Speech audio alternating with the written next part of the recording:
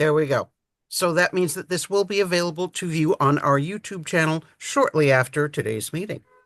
And that's probably more than enough of me. And I'm going to say, Melissa, take it away because you're the star of the day. Thank you. Let me get my PowerPoint set up. Share it first. Oh, and while you're doing that, I did forget to say during her presentation, put your questions in chat. After the presentation, I'll take questions from chat first, and then we'll take live questions if there are still some. And now I'll give it back to Melissa. Thank you, Janice. Okay, I got everything I think set up here. You saying that okay, Janice? Yes, I am. Okay, well, let's get started. We're going to talk about researching in archives. Any of you that have ever seen me speak before, you know that I'm a huge advocate of teaching and preaching, I think, about that it's not all online. Now, I will say, Power. Yes, I that is have what that name. someone's talking. If you are not the speaker, please mute yourself immediately. Thank you. Since I became an archivist, realizing that majority of our records are still in archives and not online, I decided to start teaching and doing presentations about it. I've been doing genealogy for 34 years, and in 2011, I became an archivist. And it's interesting going from being a genealogist working with genealogists to becoming an archivist and working with genealogists. You realize that many genealogists, especially these days, thinks everything's online. So, I won't reach everybody, but hopefully I will tell everybody about the fact that not everything is online. So I don't know where the statistics comes from. You can see it here and there, but there is a statistic out there that says that there is less than 10% of the world's genealogical records online. To tell you the truth, being an archivist and seeing what I have seen, I think that number is more like 3 to 5% of the world's genealogical records online. This is a very low number, and I think it's a very accurate number. I'm showing you this particular photograph for a reason. This is a photograph I took of the Dickson County, Tennessee archives. I want you to look in the very, very far wall where you can see some books on that wall. Though those books there have been digitized, they're available on Family Search. Everything else you see is not digitized and is not available online. Majority of what you see on these shelves are family papers, manuscript collections, and things like that. So we really need to have a mindset that we've got to still use our archives to look for records for our ancestors. Yes, it's wonderful to find things online, and yes, there are tons of things coming online every single day. But the fact is that there's a majority of our records that probably will never be online, unfortunately. This is a wonderful graphic. Janice uses this too in her presentation. She said, this is an iceberg, and you can see the very tip top of the iceberg sticking up out of the water. That's about how much information is on the internet for genealogists. The majority of the iceberg underneath the water is what is located in libraries, archives, courthouses, historical societies, genealogical societies, college and university libraries and archives, and even museums. And so we've got to be using these places because many of us have hit the place where we can't find anything else. We don't think there's anything else available, and there very possibly could be. This is kind of old, but I'd like to share it because it really does hit home. This is a photograph of the Murray County, Tennessee archives. And in 2016, there was an article printed in their local paper that was astounding to me. And this is a quote from the archivist, and this is what he said, that they have processed 2.5 million records, meaning they've processed that many records available for researchers at their facility. And they have a backlog of 4 million records in storage. That means that they have 4 million records sitting in storage, not processed, not digitized, and not online. And this is one county archives in Tennessee. So you can imagine the amount of archives across the United States and across the globe who have records that are not online. Here's another example. This is an old photograph of the Tennessee State Library and Archives.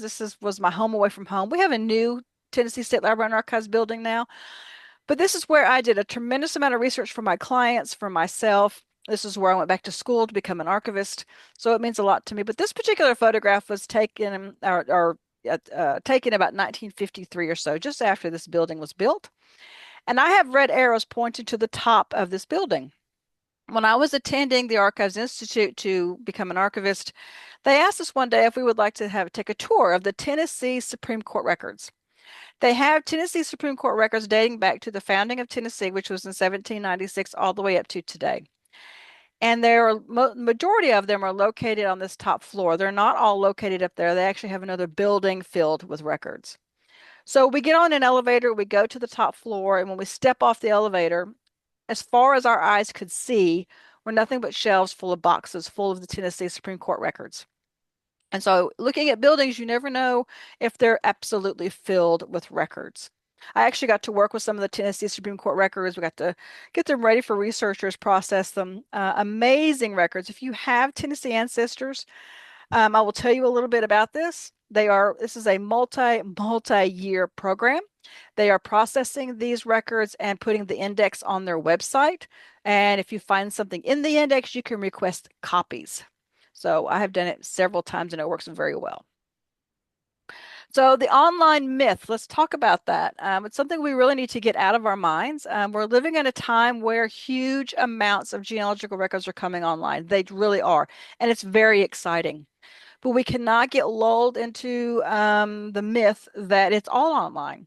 I think that you will be very surprised how much records you can find for your ancestors that are just sitting in these repositories. I, like you, love to sit at 3 o'clock in the morning with my fuzzy slippers on and my pajamas and do online research. It is wonderful for those of us who remember when nothing was online. It is wonderful and it's phenomenal. But we cannot be thinking that that's all that there is, because we're going to need to do a reasonably exhaustive research. And so knowing that these records are not all online is something we need to keep in mind. So what is reasonably exhaustive research? We have Elizabeth Shawn Mills, a fellow Tennessean, to thank for that. There's no one specific definition for this. It is first listed element in the genealogy proof standard. If you only have done online research, you have not done reasonably exhaustive research. It is my opinion that research on our ancestors can never be deemed complete. I have actually had genealogists tell me, I have finished my genealogy. And, if you're only looking for specific things, then yes, maybe you are finished. I will never be finished with my genealogy until I know all of my ancestors' habits, hobbies, and what they had for breakfast. So I'm constantly researching everything about my ancestors. But again, many of these records are in archives and they can be accessed, but you're not going to access them online. So what's the first step? You're thinking to yourself, okay, fine, Melissa, these records are not online, but how do I get to these records? First, understanding that they're not all online is the first step. Secondly, we need to figure out, where are these archives? Where are the places where the records are located? Ask the question, where are the records? If you have a particular place where your ancestors are from, start asking the local archive, the historical society members, the genealogical society members, the library. Call up the Chamber of Commerce, talk to the local university and colleges, but ask the question, where are the records? Because those that are at the local level, they're going to know where the records are, whether they're processed and ready for researchers in a facility, or they're still piled up in an old abandoned building somewhere. We have got to find these world's records at the local level. That's where I tell genealogists to start at the local level, whether that is a city, a county, a state, or a community. A lot of our cities are so big that we have to go down to the community level. So we're going to start at that local level. So here is a map of Kentucky. This is actually a county map of Kentucky. If you have Kentucky ancestors, my husband has some Kentucky ancestors. So this is what I usually do when I'm going to start researching in a new state. I will get that county map and I will start looking at the counties, looking at the counties where my ancestors are from. And then I do research on that county, because guess what? Many times those counties were formed from other counties around them. And so knowing the history of the locations where you're researching is going to benefit you trying to find the records. Here's another map. This is the map of Tennessee. This is a county map of Tennessee. This is kind of a special map. I took this map from the Archives Development directory on the website of the Tennessee State Library and Archives. The reason why this is kind of a special map is because this is the map that tells people in what counties have county archives. Now, Tennessee is very unique in the fact that we have a tremendous amount of our counties have county archives. There are counties and whole states that don't even have county archives. So Tennessee is very, very instrumental in trying to make sure every county has a county archives. The Tennessee State Library and Archives do not establish them. It's up to the local county governments to establish them and to fund them. So that's why sometimes it's very difficult to get them. So we have 95 counties in Tennessee. And the last time I talked to the state archivist, I believe about 77 of them have county archives. This is actually kind of an old map. It hasn't been updated. But when you're looking at this map, all the blue counties have county archives. So if you're looking at something like this for any state, you could say, oh, well, they have a county archive. I need to contact them. In this particular map, the white counties are counties that have without an archive, they don't have an archive at all. And then the green counties are counties that have what they call an inactive or a partial county archive, which means they could have an archive, but they don't have an archivist. Or they don't have an archive, a place to put their records, but they do have the records. So a kind of a partial. So getting to that county or that local level is very important. Sorry, I'm gonna go back. When you get to this particular map on Tennessee and you click on a particular county, it'll take you to the information about that county. And this is the archives where I work. This is the Houston County, Tennessee Archives and Museum. And it gives you a ton of information about the archive, about the facility, about the records they hold.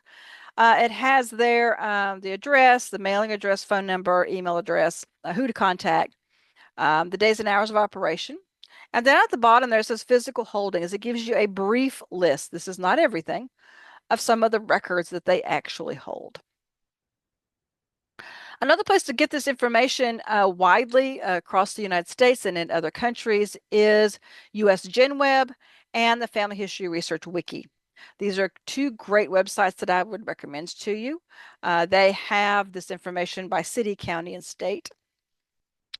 Let's talk a bit about the Family Search Wiki. It's a great place to find local archives, libraries, historical societies, genealogical societies on their wiki.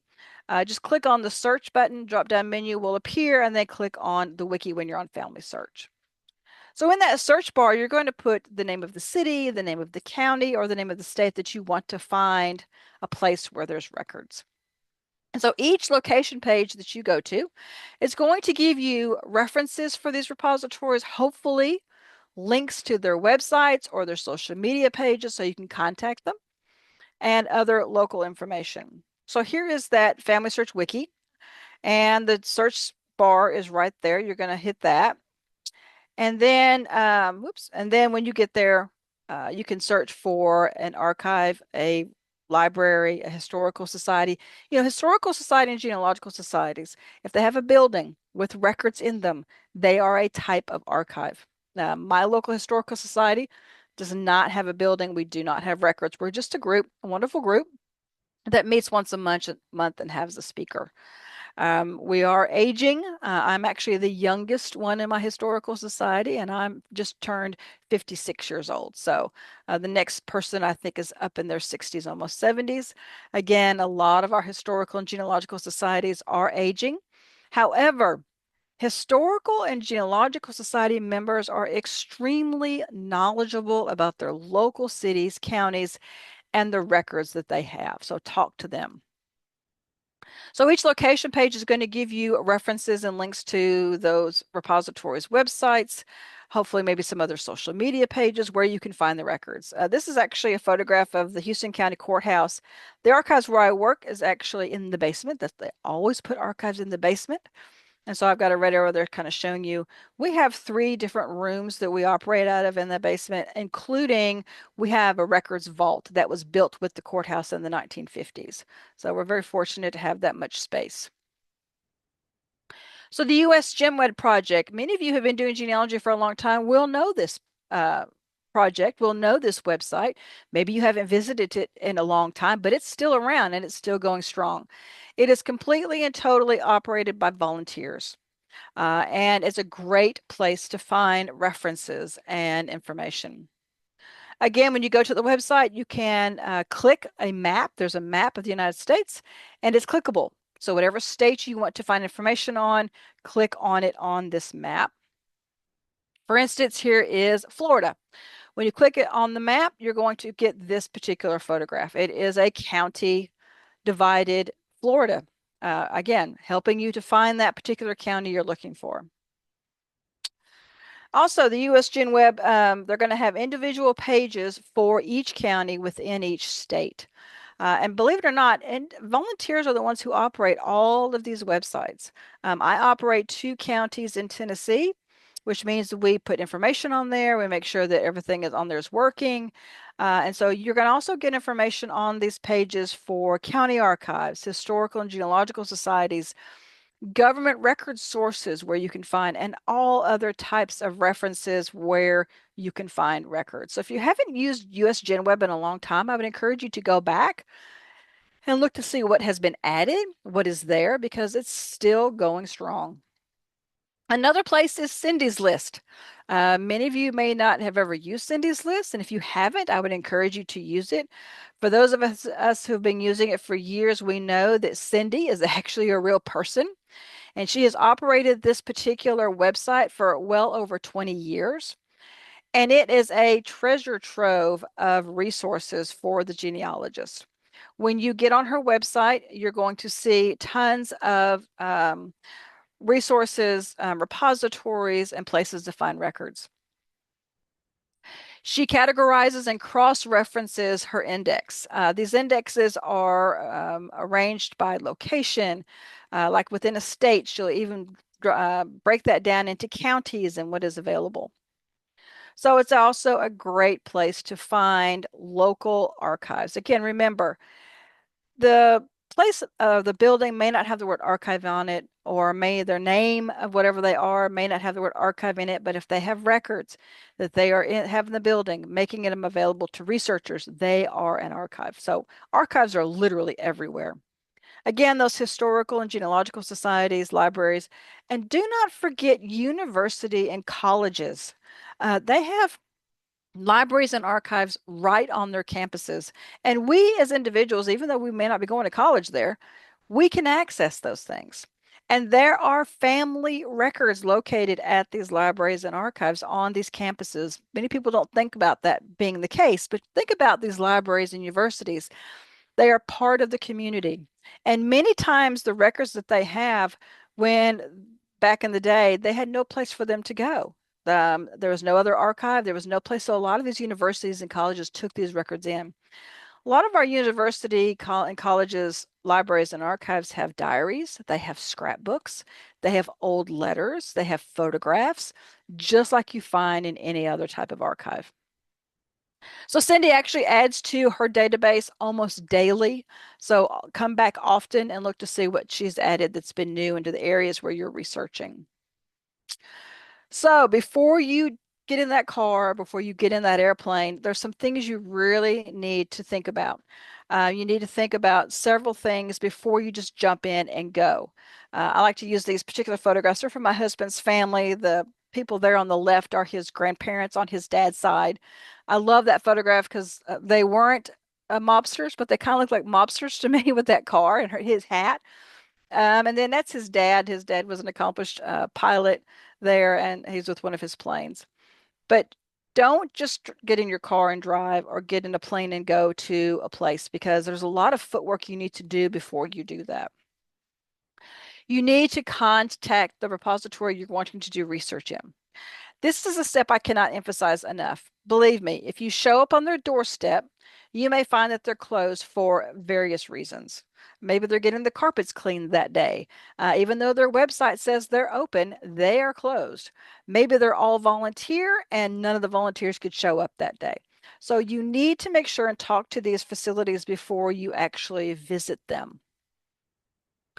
Get their contact information. You might be able to get that off of the websites I just showed you, but you can call them, email them, get their contact information, especially get a particular person's name that you can contact either when you're in the area or if you want to do research from a distance, you have someone, a point of contact to get with.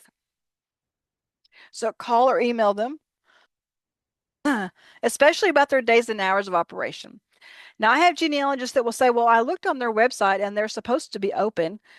Many of our archives and museums and genealogical societies, historical societies, they don't update their websites very often. So if their hours, days and hours of operation have changed, it may be they haven't updated online. So you want to find that out. You do not want to see this when you get there, that they are closed. Like again, there could be all kinds of reasons why they're closed, but you don't want to get there, make the trip, because many of us, when we travel like that, we only have so much time. We're specifically going to do research there. We don't want to find that the place is closed. Another thing I find genealogists don't think about when they're wanting to go to a facility is parking. Again, here's my photograph of the Tennessee State Library and Archives, and this is an amazing, you'd think, this building is in downtown Nashville, Tennessee. It is right behind the state capitol building. And you would think there'd be tons of parking, but there wasn't. I'm showing you the red, yellow arrows was where you could park. There was probably a total of 10 parking spaces for patrons, for anyone wanting to go into that building. The red X on the other side of the street, you could not park there. Thankfully, in our new building, which was just opened about 3 years ago, they built an underground parking garage that handles 150 parking spaces. So we're very happy about that. But parking is something that many genealogists don't think about. They just go and then they find out the parking is horrible. If you could not find a parking place at this parking space here in front of the TSLA, the next place you would have to go is at a parking garage, which is a couple of blocks away, and then you'd have to walk to the building. And I can tell you that the walk to the building is straight uphill. So you need to know that, especially if you have challenges, physical challenges, or a disability. I would contact them, find out about handicap parking, find out where I'm supposed to come into the building if I have a challenge like that. Parking is something you really need to think about. I know it has nothing to do with research, it has nothing to do with finding the records, but we want to make our experience at these facilities the best that it can be. Next, you need to look for indexes. Um, Even though these records, a lot of these records are not digitized and available online, a lot of archivists have indexed a lot of their records and put those indexes online somewhere, either on their website or maybe they have shared it on their social media pages. So look for those indexes. Do this legwork now while you're at home. If you look at an index and you find something in an index, write it down, make a note of it. Whether you're going to be researching from a distance or you're going to go there, the archivist will really love you that you've already looked in the index and you have found the reference for them. And it makes it much easier for us to pull records for you. So you're going to write down and record that information you found in whatever index so that, like I said, if you contact them by email or telephone, you can give them that information. Or when you go to the facility to do research, it's going to save you time and effort. Many of us, when we go on a research trip, we only have so much time to spend, so many hours. If you have this information, it will cut down the time that you have to wait for records because they'll know exactly what you have, go right to it and pull it for you. Make a to-do list. Now, I am a to-do list person. I used to never be. I used to keep everything in my head. I could remember everything. Not anymore. I am a to-do list maker. And I'm a to-do list maker, especially for my genealogy. Because many times if I'm going to go do research, I get to the facility, I get in the facility, and then I get completely overwhelmed by all the records that are there. Because many of us do research online, we don't think about the volumes of records that are in these places. So making a to-do list, and especially going back to the fact that we only have so much time, usually if we're traveling, make a to-do list of the things you want to accomplish. A 1, 2, 3, 4, put what's important to you, then what's next important, things like that. Most importantly, stick to your to-do list. It would be so easy to get off of the to-do list and look at a ton of other things. You will love yourself if you will stick to your to-do list when you get home and you have accomplished what you wanted to accomplish. It is a horrible feeling when you get home and you look at your to-do list and you think, I didn't do half the stuff that I wanted to do because I was too busy looking at everything else. So make a to-do list and try to stick to it as best you can. The to-do list is really going to help you with time and the success of your genealogy research. Again, many times we only have so much time to spend, and so a to-do list is going to keep you in that time limit, and it will help you to be successful with your research. I know that it helps me. It really does help me. Many people who don't do to-do lists don't think it's going to give them that much help. It really, really does. So I would encourage you to do that. So let's talk about this. Can't travel. I have so many genealogists that tell me I can't travel, I won't travel, I don't like to travel. So I guess I can't access any of these records. Well, let me tell you something. I have been doing genealogy research for 34 years. I have lived in the state of Tennessee since I was 10 years old, and I'm 56. And all of my ancestors are from West Virginia, Virginia, Ohio, Maryland, and all points north. I have never visited any of those states, yet I have been extremely successful with my genealogy research, researching from a distance. It can be done.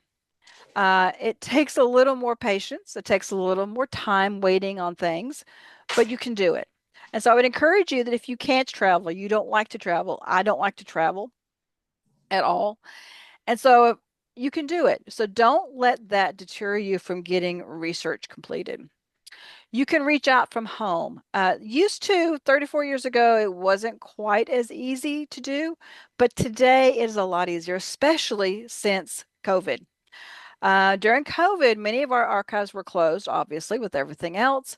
But when we came out of COVID, many of our archives instituted some wonderful programs and some things that has helped us as researchers gain better access.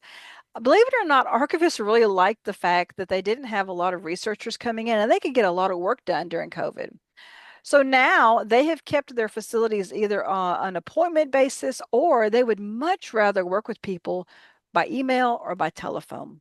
So I think that actually that's a silver lining, one of the silver linings out of COVID. So you can do this. We can do this from home. Again, call or email. I would encourage you that if you're going to call them on the phone, to be very short and brief with what you're looking for. Or call them on the phone and say, I do have some requests. Should I email you with my requests? Because they are busy people. They're working with patrons that are in the room. They are working with other administrative work. They're working on records.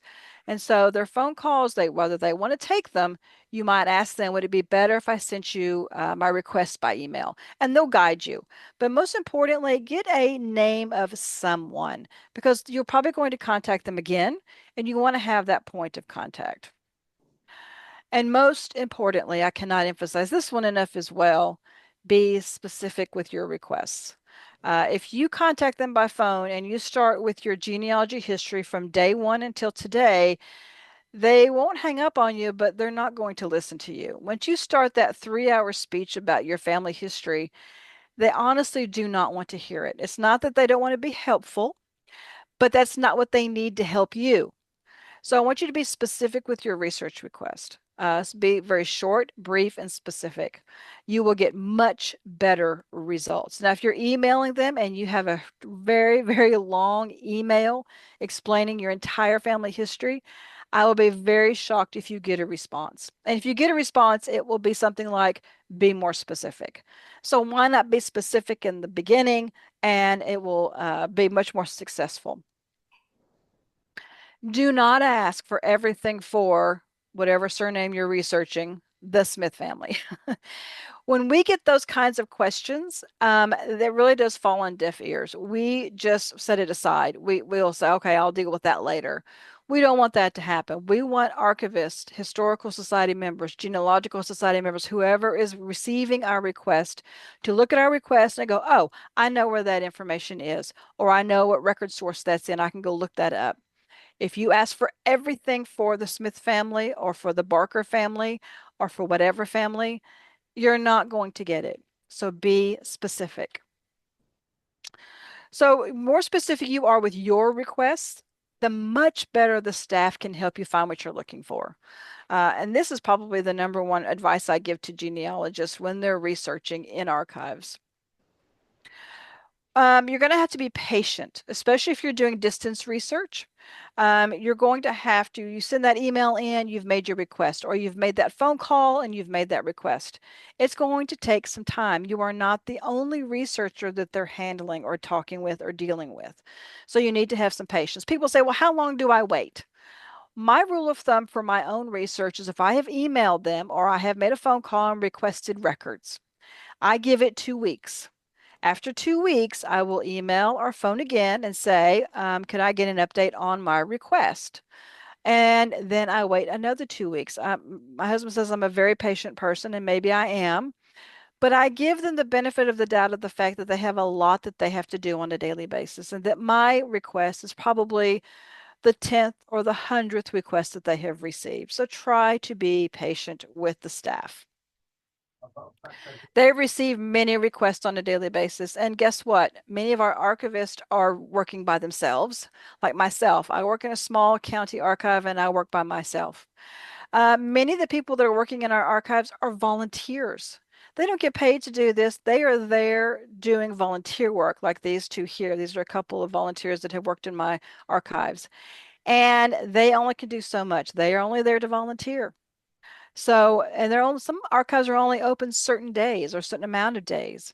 Many of our archives budgets have been cut or been cut out completely or severely cut.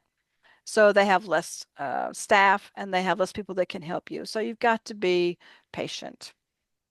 Many of our archives are truly understaffed. They have had their budgets cuts, they have had their staff cuts.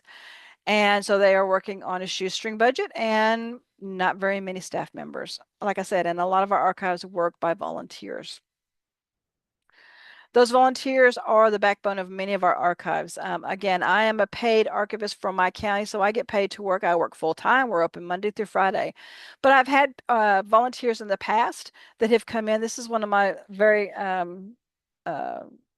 a volunteer that came almost every day, Miss Ann. She died unexpectedly in 2016, and I still miss her. I have a volunteer now that comes twice a week, only in the afternoons. And so it's hard to get more volunteers. You know, the volunteer spirit is not what it used to be. And so, but the more volunteers that we have, the more records we can get processed and the more records that can be made available to researchers. So I would encourage you to volunteer at a local archive in your area. It will help you with a couple of things, even if it's not a place where your ancestors are from, but it will help you to understand how archives work, how records are processed, and it'll also give you an understanding of what records are in your area. So if you've run across a genealogist researching in that area, you can help them find the records they're looking for. Our volunteers and staff are hardworking, so please give them the respect that they deserve. Many of them, like I said, are not getting paid. They're just volunteers. This is Leah. This is my current volunteer. She comes a couple of days a week. And they work very hard on getting these records ready for researchers. Say thank you when you're there or when you're emailing and calling them. Say thank you for their help and appreciate them. Maybe send a thank you card. I put chocolate as encouraged. I've actually received chocolate. We don't ask for it, but sometimes it's sent to us. I have a gentleman who researches at my archives often, and every Christmas he and his wife make handmade or homemade sweets, and they bring me some every Christmas. So that's talking about researching in archives. Now I'm going to really get the juices flowing by showing you a lot of records that are in archives that may not be online. And I hope this encourages you to want to either go to these places to do research or get on the phone or email them, or at least go to their websites to see what they have. One thing about archives websites, I'll say, many times there is so much on those websites, it's difficult to find things. As an archivist, I can say that archivists do not make it easy to find things on their website. So make sure and click and dig through their websites because there may be indexes, actually digitized images, and all kinds of great information catalogs that you can find that may help you. So let's talk about some unique records that are typically not online. All the ones I'm going to show you, some places have some of these online, but for the most part, they're typically not digitized and online. First and foremost are vertical files. Sometimes they're called subject files, and I've also seen them called morgue files. These are a hodgepodge of all kinds of stuff, documents, photographs, ephemera, things like that that are stored in file folders and in filing cabinets. They could be obituaries, family genealogies, family group sheets, and a lot of one-of-a-kind documents. I've actually found original birth certificates, original death certificates, original photographs in vertical files. And so these are typically not digitized and online anywhere. Now, what you can usually find is on an archive's website, you may find an index of their vertical files. And vertical files are arranged by surname or subject name. And so the surname's easy. You can check their index, look for your surnames. But what kind of subjects would there be? There could be files in a vertical file system on a local church, a local school, a local store, or a local event that happened. And so look at their index. Next is manuscript collections. I do a whole presentation on vertical files and on manuscript collections, but manuscript collections, from my experience, is the #1 underused records collections by genealogists. I think it's because they don't understand what they are. They're kind of intimidated by them. There may be a slight learning curve on using them, but this is where I find the majority of the genealogical records that I find for my family. So that's why I'm very passionate about them. So I'm going to tell you what, there's a definition of manuscript collections, but I'm going to tell you how I describe manuscript collections to the layperson. I want you to think about all of the genealogical records that you have in your possession. That could be old family letters, that could be diaries, scrapbooks, that could be photographs. Maybe you have your grandmother's quilt, your mother's wedding dress, maybe you've got a lock of hair from a family member. Take all of those materials and put them in boxes and donate them to an archive. That is a manuscript collection. So that tells you literally anything could be in one of these collections. There's a picture here of an example of a very small manuscript collection that was donated to our archives. This is the Lyle family records. And just like I mentioned, it's a little bit of everything. There's a ledger book, there are scrapbooks, there's photographs, receipts, invoices, newspaper clippings, you name it, it's on the table. This stuff hardly ever gets digitized and available online, but it's sitting in a majority of our archives. And here's a bigger picture of that. Again, all of this stuff could have your family's name in it, but you're not going to find it online. That's why we need to work with these archives and research at them if we can get there. If not, we need to work with them through other means to gain access and get them to send us either digital images or photocopies of these records. Another type of record collection that are majority are not online, although I'm starting to see more and more come online, are loose court records.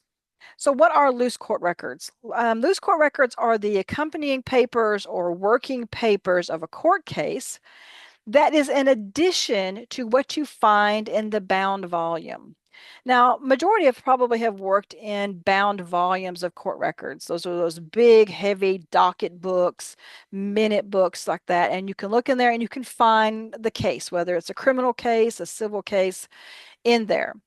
But what you find in those big bound volumes is not the entire story. There are probably going to be what are called loose papers or loose records associated with the case that you find in the bound volume in a total different collection because these are loose papers. These are in file folders and in boxes. What can be in a loose court record file? Affidavits, subpoenas, witness statements. Again, the rest of the story of what you find in that docket book. Believe it or not, what you find in those minute book and docket books is not the entire case. That's why we need to ask the archivist, do you have any loose records, loose files that go with what I have found in these minute books? This is the W.V. Pulley loose probate file. That's another kind of court hearing that you might find loose records or probate. That's probably the one that genealogists know the most. They call them probate files, probate packets. And again, in these types of files, you're going to find subpoenas, affidavits. You might find witness statements of the heirs of the person who has passed away, if they're contesting the will or contesting the estate. All of that information will be in here. It will not be in the bound volumes. And so as you can see, these are all original records.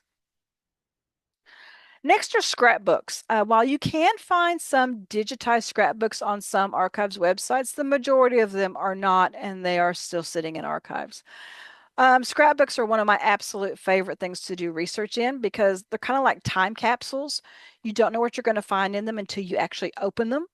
There's all different kinds of scrapbooks out there. There are newspaper scrapbooks, there are personal scrapbooks. I've seen original records pasted into scrapbooks. I've seen original death certificates, original birth certificates, original photographs. And so looking in these archives for scrapbooks that maybe your ancestors put together is a great idea. If you can't find any scrapbooks for your ancestors that they did, look at the neighbor scrapbooks. Many times they would have clipped things out of the newspaper that mentioned your ancestor and put them in their scrapbook. Or if they lived in the same area, maybe they experienced same events in the area, in the city, and they put something in their scrapbook about it. I absolutely love scrapbooks. I love to look at them. And so you're going to find lots of great information in scrapbooks. But again, majority of these are not digitized and online anywhere.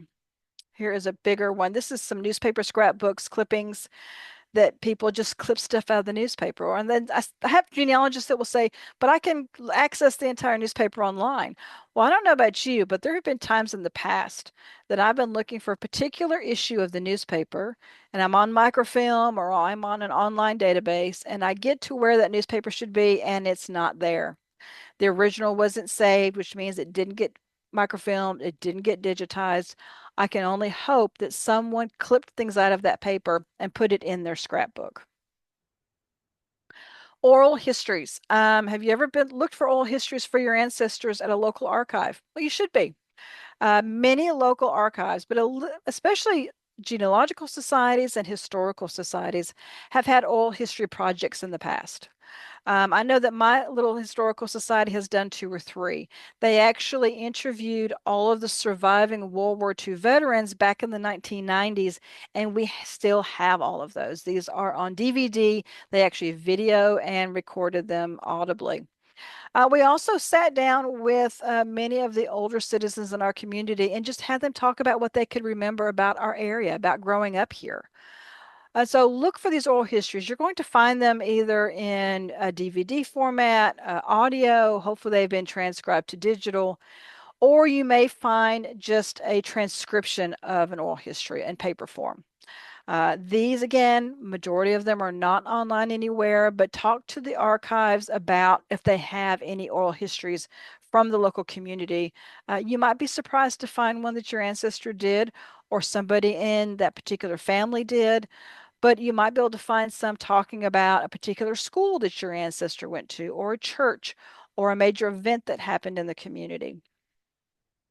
Photographs. Don't we all look for photographs? I'm constantly looking for photographs for some of my ancestors because I did not inherit a lot of photographs, especially older photographs.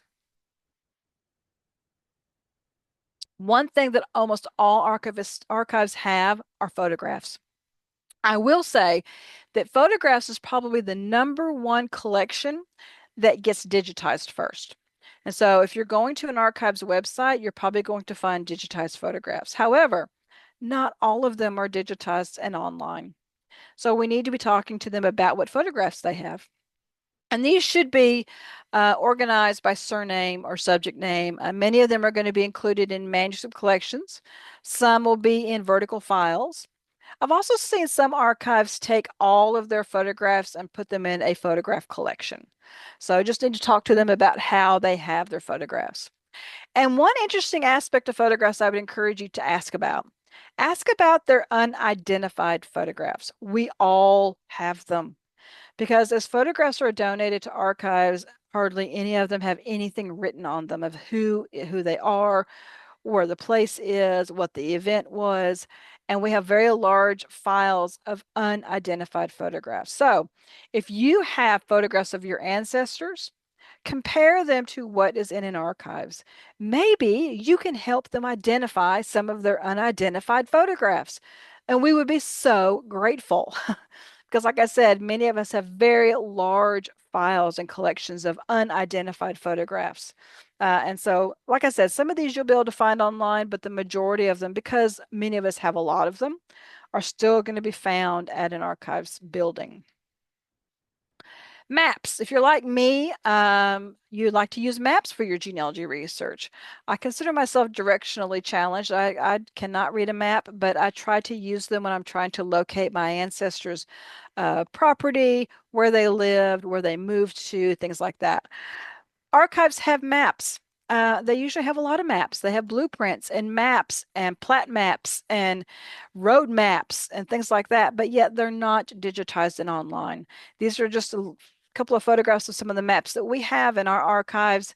I've been very fortunate in the county that I work in that the leaders of our county never threw anything away.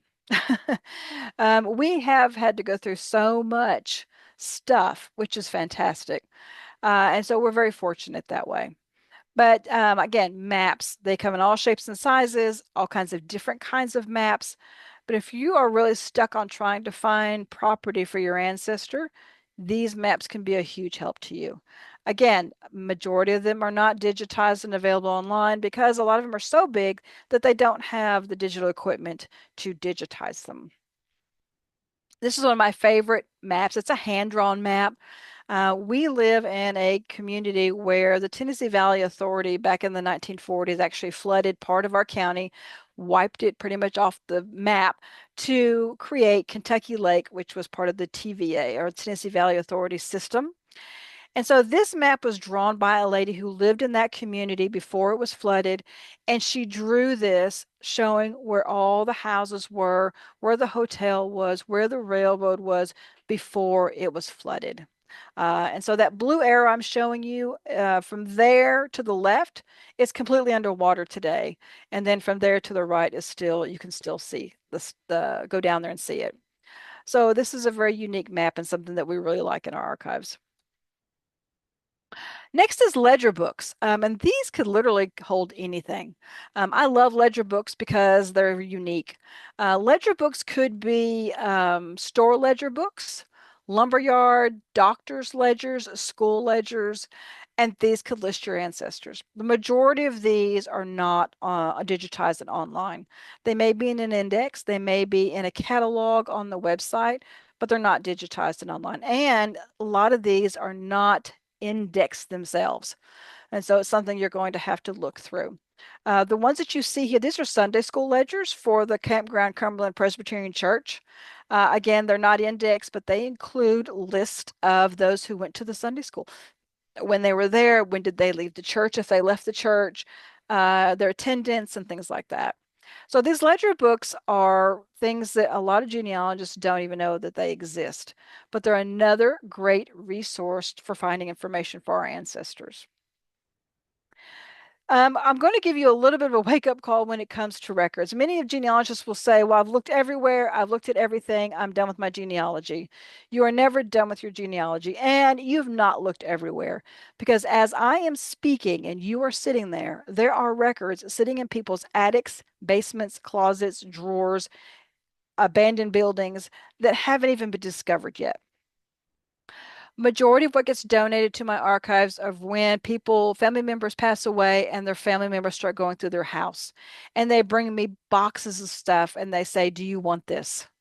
And so here's a couple of pictures for you. I don't know if yeah, this is a story that happened back in 2014. Miss Nina Finley was our county historian. She was also a local educator, very well known in the community, but she was our county historian for decades. After her passing in 2014, her son calls me and asks me if I'd like to have all of her research records that were in her attic. And I was very excited. I said, yes, we would love. I'm thinking a few boxes. It actually took 2 truckloads to get all of this to the archives. This is just a photograph of a portion of what we got. I call this fresh from the attic because it's still in all its original boxes. We actually have since reboxed everything and organized things and made it ready for researchers. But this was in her attic.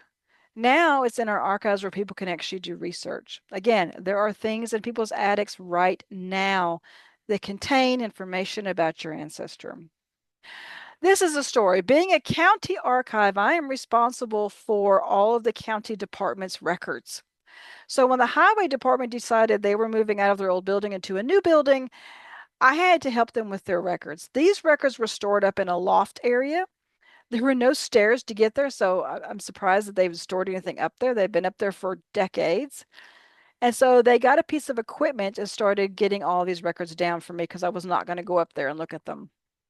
And so did we find? We found a lot of records we didn't really need to keep, but we found a very nice collection of bridge inspection reports. In the state of Tennessee, our bridges have to be inspected every 2 to 3 years. Well, back in the day when these records were produced, they took actual photographs of all of the bridges and the surrounding property around those bridges. And it's very genealogical. It'd be great for anyone who has property with a bridge on it, and they could actually come and access these records. So we kept those. So researching online is wonderful. Start there. Try to find everything you can online. I do that as well. But as genealogists, we've got to get ourselves away from the computer or at least be thinking about where else there's going to be records. There's going to come a time where you will find whatever you can find online, and then you need to start looking at those records that are sitting on shelves in archives. Don't be afraid or intimidated to reach out to archives, if you can't travel, to work with them that way. Believe me, I've been very successful. Yes, there are probably, I would say, a handful of record sets or particular records I'm actually going to have to go to the facility and look at because they're too fragile to digitize, or the archives isn't going to digitize them and send them to me. But for 34 years, I have been extremely successful at getting records from my ancestors without having to travel. So remember, it's not all online. Contact or visit an archive today. Thank you so much for attending this webinar. Please visit my blog, A Genealogist in the Archives. You can also find me on Facebook, just look for The Archive Lady.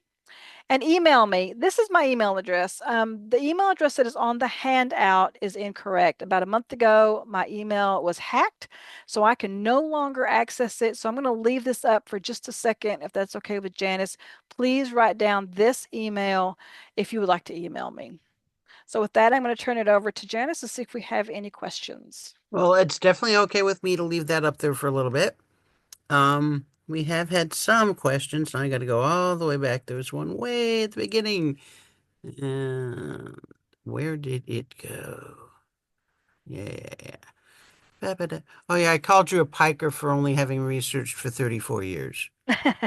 I've been researching for 50. Oh, wow. Wow. I started young. I will keep that snarky comment to myself. Let's see. Well, we actually got a couple of questions about essentially how do you apply this kind of information to archives in countries outside the United States? I apply it pretty much the same. Anyone who's ever what we call jump the pond, you know that you have to know the community or the city where your ancestors came from, or you're going to have a very difficult time. So it's the same concept. Start at the local level. Hopefully you have a document that tells you what city, what community, what province, however it's named in that country. You need to get as small and as local as possible and know the name. And it's difficult overseas, especially in Europe, because many of those countries, many of those communities change names, they change boundaries, over the years. And so starting that local level is key really to any kind of research. Okay. One comment I had put into the chat before, when you're starting research, because Melissa was talking about finding a map, looking at the different counties, seeing what your area is. Look at the Family Search Wiki. It Mhm. has pages for almost every location you will want to research. Sometimes it's very basic information, sometimes it's more detailed, but when you're starting a new area you have not researched before, it's a really good idea. Go to familysearch.org, under research, click on the wiki and look for that location. See what kind of information. It'll give you broad overviews of what kinds of records exist, when they started, what ones might be online, etc. It is an excellent, excellent starting place. And I did put in a comment because she was saying about how universities have archives also. You never know what will be stored there. Cal Mhm. State University in Hayward, which is now Cal State East Bay, as somebody thank you, David. They have 40 years of original voter registration records for Alameda County, including the one for Jack London. Yep. And if your person happens to have been in Alameda County in those 40 years, yeah, you should go look and see because those have signatures. Yes. So they don't have photographs. It's a little too early, but hey, you find cool stuff. But we got Let's to keep see. in mind that records can literally be anywhere. If we think we know where all the records are or where they should be, um, we're wrong. We've got to think outside the box and think that they could literally be anywhere. Yep. Now let's see. Valerie asks, her grandmother was a lifelong librarian at a library branch in New York City in the Slavic department. Do libraries keep records about employees? Well, if it's a public library, you might be able to access that because public employee records, depending on the state and the jurisdiction, can be considered public information. New York City, okay, fine, good luck. Start with the library branch. Wherever the person worked, start there and say, hi, this is what I'm trying to find. Is that something you can help me with? Or they might shoot you up to a higher administration level. Start at the local level first. And when it comes to something like a library, they may have what many libraries have library boards, which kept meeting minutes. And those meeting minutes could survive, and you might find a lot of information about her through those meeting minutes. That's true. And a lot of times meeting minutes are considered public information where Yes, employee records are not considered public. right. So you might be Absolutely. able to find a mention of your person in that, even if you Yes. can't get a hold of the employee records. Mhm. Oh, and that's right. Where Melissa was talking about, please send me everything about the Smith family. Okay. I used to volunteer at the Oakland Family History Center in Oakland, California. We actually got a request like that. Somebody wrote in and said, please send me a copy of everything you have about, oh, but I just blanked on, but this family. And the person at the library laughed quietly and then actually called me and said, we got this request. And we went, would you like me to refer him to you? Because I'm a professional genealogist. I said, sure. And so I got lots of hours of work. It's a silly request, but that particular person actually passed it on to somebody who was willing to do the research. Most of the time, just like Melissa said, they go Yep. and they put it in the round file. It's Mhm. it's it's never a good way to approach any kind of research, whether it's genealogy or anything else. Well, Let's but see. I kind of suffer from the fact that I'm a genealogist working as an archivist, so my genealogy brain and my archives brain kind of fight sometimes. But when I get requests like that, I don't put them aside. I will respond and say, okay, that would be very difficult for me to do. Can you please tell me specifically what you're looking for? So I will work with them. But a lot of archivists are not genealogists, and so they will, like you said, they'll just set it aside. hmm Now, Michelle asked, how are genealogy societies instilling the value of archival services to a new generation of researchers? There's a loaded question. Well, my honest opinion is that they're not. I hate to say it. I did a webinar yesterday for a California Genealogical Society, and they have been a genealogical society for 70 years, and they are closing up shop as of this year because of lack of participation. Which society is that? It's the Pomona Valley Genealogical Society. Oh my goodness. So yeah, it's very sad. Many, especially since COVID, many of our genealogical historical societies have closed or are on the verge of closing due to the fact that they have no more volunteers. They don't have anyone that's interested. How do you get young people? Okay, young people's fine, but what about the young adults, the middle age, the, everyone else? How do you get them involved as well? And young people, for the most part, don't care. This is No, not something that interests them right now. I still think that a lot of societies in targeting that age group are not, it's not the best use of resources. 20s and 30s, when they're having kids, that's when people start getting interested in this kind of information. right. Oh, when Melissa was talking about the loose probate files, one of the directors at the Oakland Family History Center, everybody had decided on this was the father of her great great grandmother, and nobody had documentation.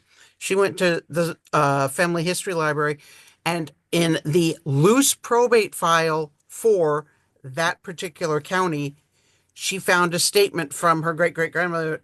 Actually, my father was blah blah blah, Hmm. and it was a totally unindexed set of records that no one else had ever looked at. So everybody else had the wrong information in the family tree, and she had the right one. She didn't know what she was going to do with it at that point. But sometimes it's those loose files that give you the answer nobody else has because nobody else took that effort to look in the unindexed collection. Right. Let's see, what else do we got here? Oh, okay. Now I gave one. I want to hear what your answer. If you were to donate manuscript boxes from the family, if the Hmm. people have lived in several different states and counties, where would you want to try donating them?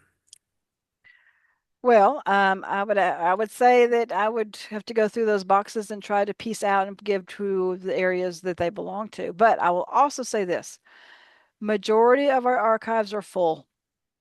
A lot of our archives are not accepting anything. So whatever is in those boxes, if they are copies of census records offline, they don't want those. Anything that's a copy, they don't want. They want original records, original photographs. And don't just show up on their doorstep with your boxes.